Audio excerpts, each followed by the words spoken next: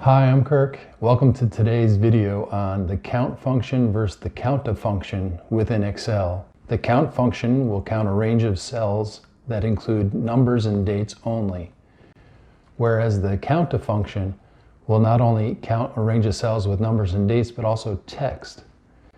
So let's just jump into the computer now and we'll show you how to use these within our daily applications. Here is a simple spreadsheet we're going to use to show you how to use the count function within Excel. You can see this column holds all of our appointment dates, and then in these columns we're showing our date of transaction, the date the transaction was posted, and then the amount that our credit card was charged. You can see most of the time it was charged our out-of-pocket expense of $65, but there are other times where we were charged more than the $65 for that appointment. Now we used the basic auto sum function to tally up this column, and we found that we spent $1,235 out of pocket. And the question is, does this $1,235 actually equal the amount that we owe? To determine that, we can either create a brand new column, enter in $65 in each row, use the auto sum function, tally that column up, and then compare that column to the amount to the column that we actually shows what we paid, and if there's a difference, we'll know it. Or, since we know the count function, we'll count a range of cells containing numbers and dates, and since these are all dates, we can use the count function instead of creating a brand new column. To use the count function, you always start a formula in Excel with the equal sign.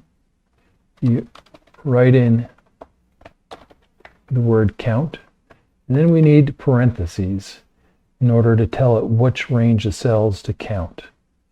We can either enter them in manually or take our cursor, highlight the range that we want, it automatically inputs it, and then we need to close out that with another parentheses.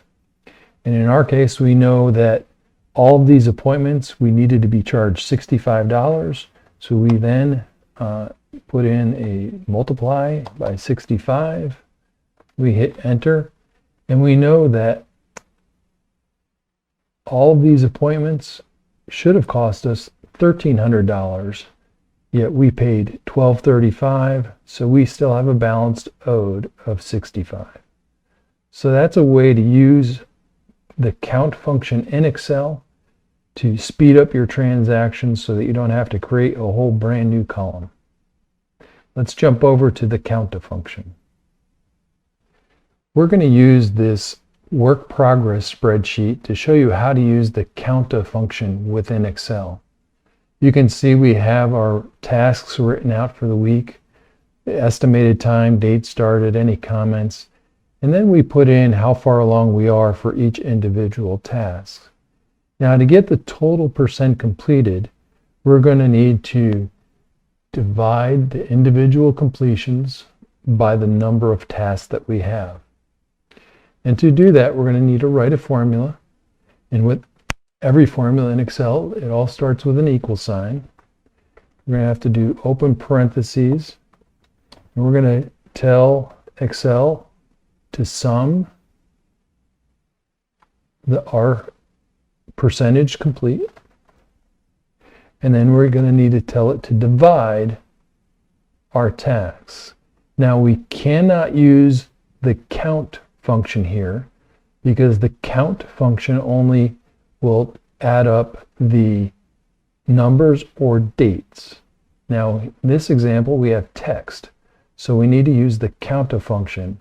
Counta function will add texts, numbers, dates, or any combination thereof. So we need to put in Counta, and then we need to tell Counta the range that we want, and we'll give it this range. And we need to close it off, and then close off our whole formula. You hit enter, and for the total week right now, we are at 40% complete of our total tasks. So that's how you would use the Counta function within Excel. Thank you for watching today's video. I certainly hope you got a lot out of it. If you did, please give me a thumbs up. Please also subscribe to my channel for more videos like this. Thank you so much for watching, and I hope to see you again real soon.